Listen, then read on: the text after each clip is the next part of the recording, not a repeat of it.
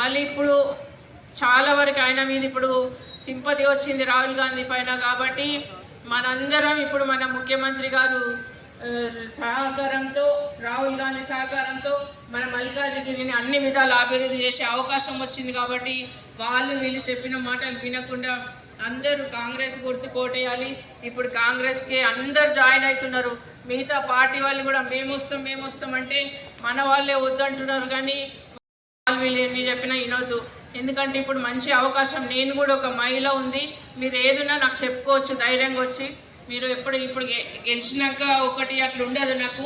నేను తప్పకుండా మీకు ఎప్పుడైనా మీరు రెస్పాండ్ అయితే, మీరు ఏ ఉన్నా మీ సమస్యలు నాకు తీసుకురండి. నేను ఎప్పుడైనా మీకు రెస్పాండ్ అయ్యి అందుబాటులో ఉండి మీ సమస్యలను సాల్వ్ చేయడంలో ముందుంటా. ఎక్కువ టైం లేదు మాట్లాడుకోనికి.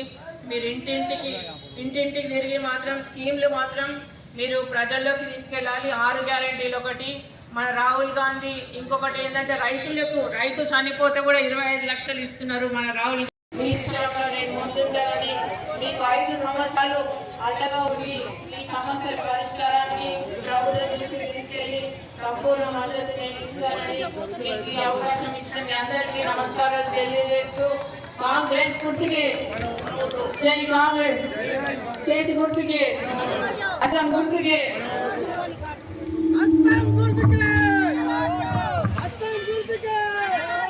ఈరోజు మన సిపిఐ పార్టీ, సిపిఎం పార్టీ కూడా ఈ కొత్బుల్లాపూర్ నియోజకవర్గంలో మనకు మద్దతు ఇస్తున్నారు. కాబట్టి వారికి కూడా హృదయపూర్వక ధన్యవాదాలు.